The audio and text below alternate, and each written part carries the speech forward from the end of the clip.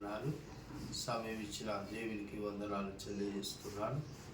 మరి యాకోబు రాసిన పత్రిక 1వ అధ్యాయం 20వ వచనం, ఎందుకనగా నరుని కోపము దేవుని నీతిని నెరవేర్చదు. హల్లెలూయా. ఎందుకనగా నరుని కోపము దేవుని నీతిని నెరవేర్చదు. ఎలా నెరవేర్చలేకపోతుందంటే, ఇక్కడ పై వచనం ముందుగా ఉన్న వచనాన్ని యాకోబు పత్రిక మరి 19వ వచనం చూసినట్లయితే ఇక్కడ అంటున్నాడు, నా ప్రియ సహోదరులారా, మీరీ సంగతులు వెరుగుదురు, కానీ ప్రతి మనుషుడు వినుటానికి వేగురు పడువాడుగాను, మాట్లాడుటకు నిదానించువాడును, కోపగించుటకు నిదానించువాడుగా ఉండాలని యాకోబు భక్తుడు తన పత్రిక ద్వారా మనతో మాట్లాడుతున్నాడు. ప్రభు ఏంటంటే, మనము మాట్లాడకు ముందు వినడానికి ఇష్టపడాలి. వినడానికి, ఆలకించడానికి ఇష్టపడినప్పుడు, నిదానంగా మాట్లాడడానికి ఇష్టపడినప్పుడు ఆ మాటను బట్టి మనం అర్థం చేసుకోగలము. అలాగా మనం త్వరగా కోపపడినట్ల మన కోపము దేవుని నీతిని నెరవేర్చదు. క్షణిక ఆవేశం, ఉద్రేకముతోటి మన దేవుడు చేయవలసిన పనిని మనం చేయలేకపోతాం. హల్లెలూయా.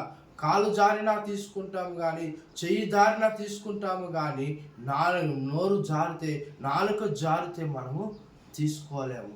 మనం అవమానపరచబడతాం, నిందించబడతాం, ఏలన చేయబడతాం. ఎందుకంటే క్షణిక ఆవేశము, ఉద్రేకముతో వచ్చిన మాటలను బట్టి మనం తీర్పు పాలవుతాం. హల్లెలూయా.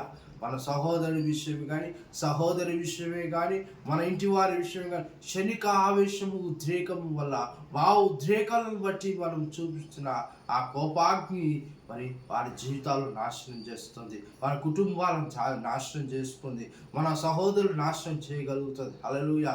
అలాగే ఒక ఉదాహరణగా మనం ఉన్నాడు మన బైబిల్లో నుంచే. ఆదికాండము ఇక్కడ 4వ అధ్యాయంలో తన సహోదరుల విషయంలో మరి కయ్యోను, ఏబోలు విషయంలో కూడా ఉదాహరణగా ఉన్నది. హల్లెలూయా. కాబట్టి తన సహోదరుడు ఎందుకు చంపాడో తెలుసా? మరి దేవుడు మన మంచి క్రియలు కోపగించుకొని తన సహోదరుని చంపినట్టు చూస్తున్నాం. హల్లెలూయా. కాబట్టి 4వ అధ్యాయం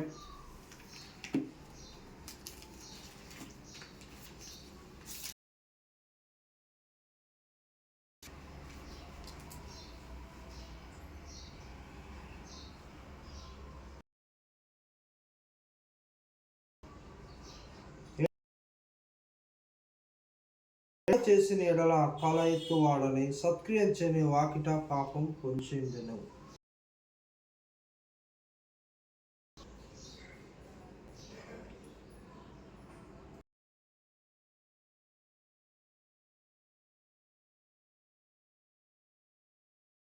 ఏబోలని తన సహోదరుని చంపాడు. హల్లెలూయా. కలాగన కోపం వల్ల, మరి ద్వేషం వల్ల ఏమైతుంది? పాపం నీలో ప్రవేశిస్తుంది. అప్పుడు దేవుని నీతి అని మనము చేయని వారిగా చేయలేకపోతుంటున్నాం. ఎందుకంటే నీతి అనగా దేవుని రాజ్యం సంబంధించింది. సమాధానము, నీతి ఆయన రాజ్యానికి సంబంధించింది. కాబట్టి దేవుని పరలోకమందు నెరవేరినట్టు భూమి అంతయు నెరవేర్చబడాలంటే దేవుని నీతి అనేది మనకు చాలా ఇంపార్టెంట్. హల్లెలూయా. కాబట్టి మనం కోపగించుటకు నిదానించువాడు గాను, మాట్లాడకు నిదానించువాడు గాను, మరి నరుని కోపం దేవుని నీతిని నెరవేర్చుకుని అలాంటి నష్టాన్ని కలిగిస్తుందని ప్రభు ఈ వాక్యం ద్వారా తెలియపరుస్తున్నాడు. హల్లెలూయా.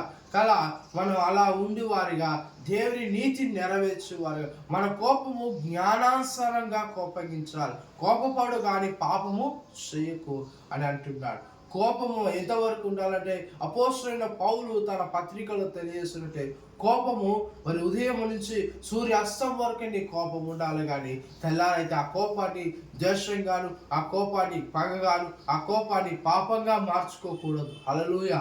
అలా ఉండకుండా మన దేవుడు ఆ విధంగా ఉంచునుగాక. దేవుని నీతిని నెరవేర్చేవారిగా దేవుడు మనల్ని చేయునుగాక. ఆమేన్. అలాగా మనం ఉన్నవారిగా